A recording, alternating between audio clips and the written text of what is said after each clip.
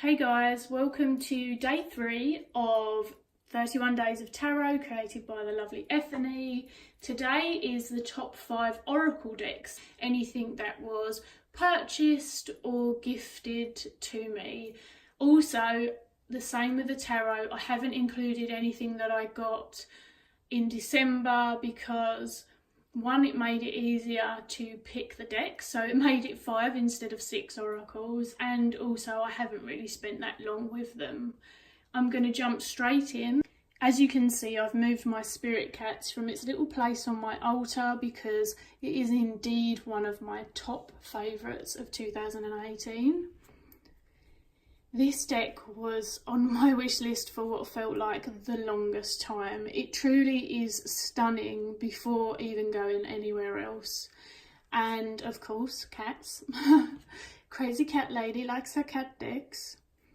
Then it was a lovely person who runs a shop called Feral Strumpet, who's in the UK, and decided to stock it, which was prime opportunity. I jumped at the chance and purchased this deck. It's been so wonderful. The messages are on the back. You can see you get a keyword, and then you actually, in the divinatory message, get this really cute sort of character rundown of what this cat is, some of the behaviour and the meanings that their particular message and keyword is bringing to you. Now, there are actually several ways in which I use this deck. Sometimes it's a nice one card pull and read the message on the back, but other times I like to go based on the artwork, the colours that are coming through, the vibes that I'm feeling from them and the energy, any intuitive hits that I'm getting. And obviously it depends if I'm using it with another deck or not. Because it is such a, I guess, non-invasive, gentle cat deck, no keywords or anything like that on the front, it does feel very versatile in that, providing the person that you're using it with doesn't dislike cats, then you've got no problems. But also it works with a really big range of my decks based on the fact that it's got such gentle colours but also such a range of them. One of my favourite pairings with this is actually with my Star Child deck. Also, I like to pair it with my Animal Kin Oracle, which you will see in a minute. And it's a very nice altar deck visually. It's a very good pull yourself a quick message. It's a great deck for if other things are maybe feeling a bit much or you're not wanting to go there. And that's what I mean by this one's particular versatility. So it really has been a treasured little deck, as well as being really good quality and, as I say, very beautiful. Next is the gorgeous Animal Kin Oracle. This is the 3rd edition, so you can see that the backs match the wolf. It has come out in mass produced now, so if you see this and you're like, oh, I would love that, you can get it for a really affordable price.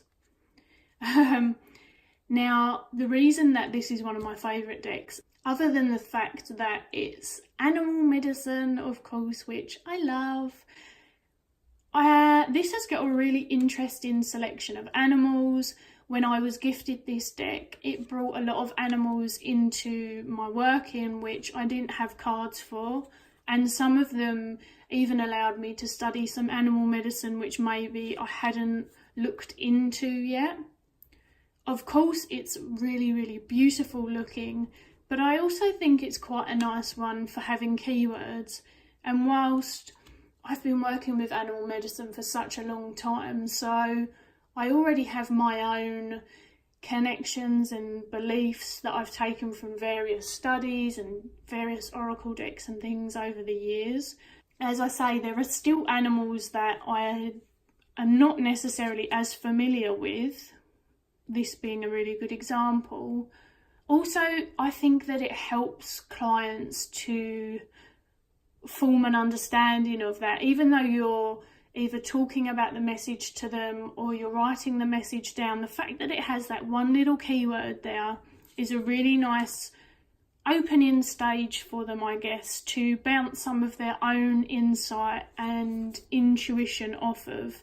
And that's one of the things that I feel has made it maybe a little bit more client friendly than my medicine cards. A lot of people who buy my animal readings do request that I use the medicine cards, but I think that that might be more to do with my continuous going on about how they're my soul cards and how much I love them. But this has been such a welcome, you know, deck to my collection, and because of them having very different animals, there's much less duplicates, which is nice. And one of the things that, hopefully I can find it, yes, it's here.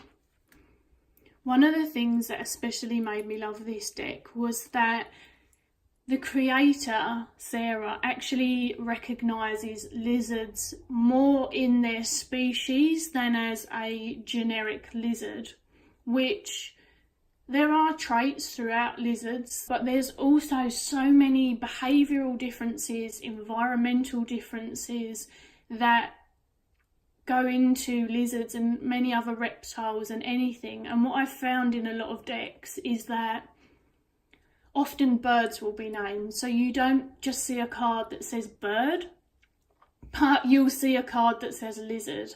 And for me, I'm quite passionate about specific species in my decks and in my animal medicine work. And I don't always use decks, but it is nice when you've got one to use, even if it's just for the visual. This also looks like one of our first ever geckos who's sadly no longer with us. And when I saw this card, it was so beautiful to me, but also it's kind of a loving connection, sometimes a little bit of sadness, but it really felt special to me. I love the elemental editions. They're actually hidden in the borders. So again, it's very thoughtful. I love the colours. And so this has been a really, really interesting animal deck, and it's definitely one that I work with nearly as much as my medicine cards. Speaking of medicine cards, if you didn't see my video about this with me going, oh my gosh, I finally found it.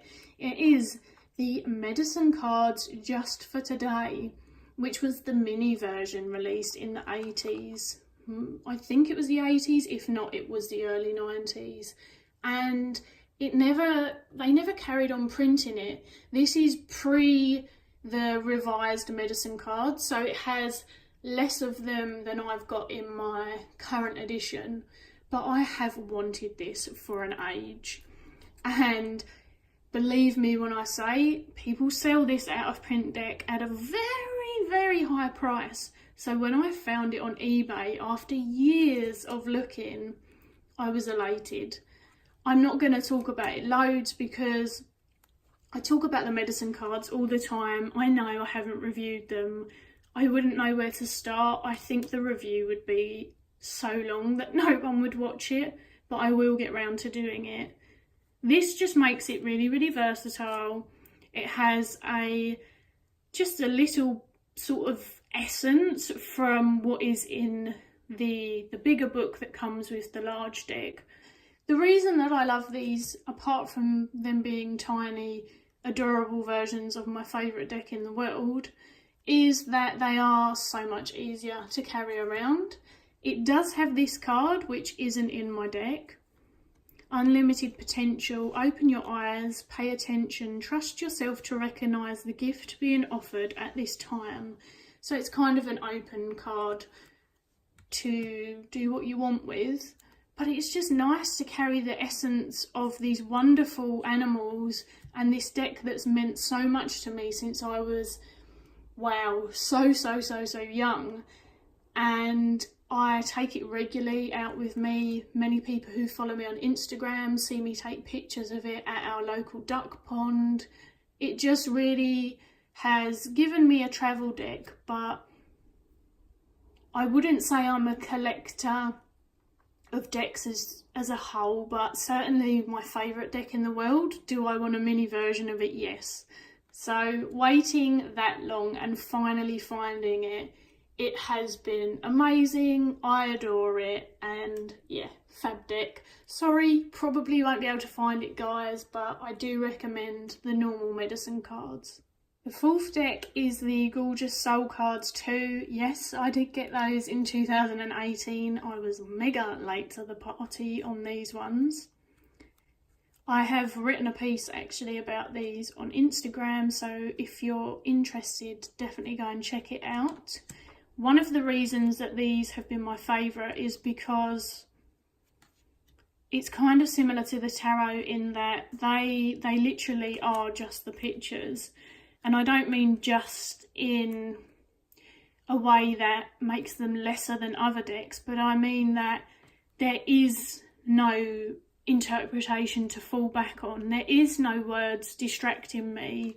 And there's just this really, really visceral response to this artwork. It really feels like emotion has been weaved throughout it, and the colours, the faces, it just really, really, really draws me in.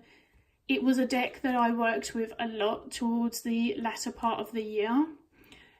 I would pull it daily and have it on my altar, kind of musing over what I felt when I first saw it and then coming back to it at the end of the day. There is literally no wrong way to use this deck. Not that there is any deck, but if you're really looking for freedom of expression, this deck is the deck. This card is too funny. I have pulled this card on several occasions when I have literally been feeling like, and as you can see, it's like, hell no. Boundaries, people, boundaries. I may feel differently about this card on a different day as well. And there's where the versatility lies. The colours are gorgeous.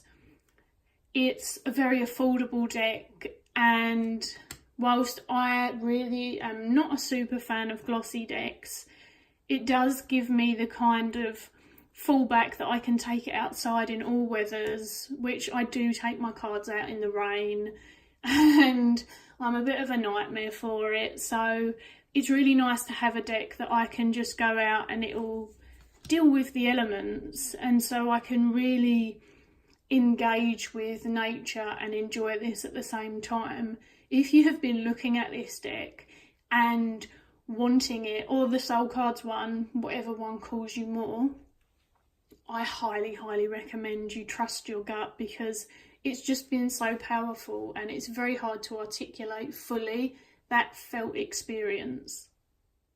And finally, last but certainly not least, I have the gorgeous Le Vampires by Lucy Cavendish and Jasmine Beckett Griffith. I adore when they do decks together. I have several others on my wish list. Originally, I first had the Oracle of Shapeshifters, which I love and adore and use regularly. And a dear friend of mine, towards the latter part of this year, gifted me this one. It was such good timing. I think it arrived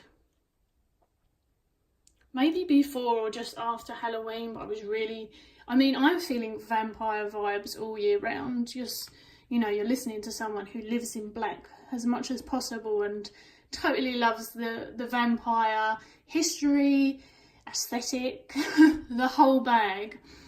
But more than that, I think that these decks in particular are very well written. The books themselves, even though I don't use them often after I've originally sort of acquainted myself with them, they're fun. They're like stories. Each card has such an individual message. It doesn't feel like these are just speaking of anything and everything.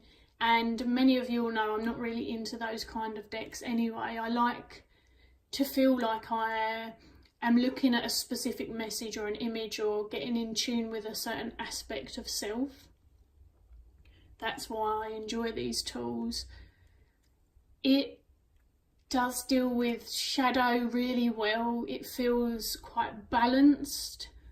It's certainly a deck that isn't going to shy away from giving you a kick up the bum, and yet it's themed, and to me it doesn't feel over themed. It still works in a really, really good way, but I love how they bring the theme in.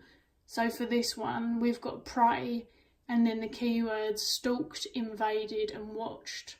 They're such powerful words. How often are you going to see that written on an Oracle deck?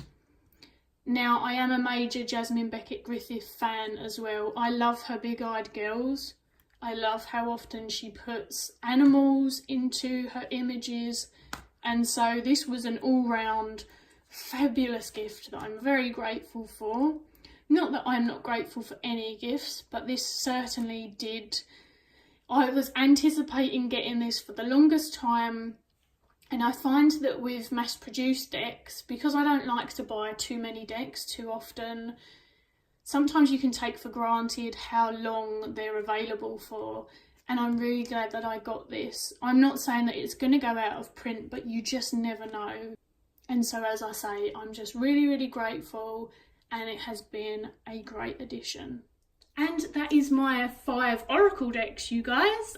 Thank you for listening to me. I will see you tomorrow for books. And if you've got any questions or you want to let me know that you're doing the challenge too, then feel free to comment below. See you later.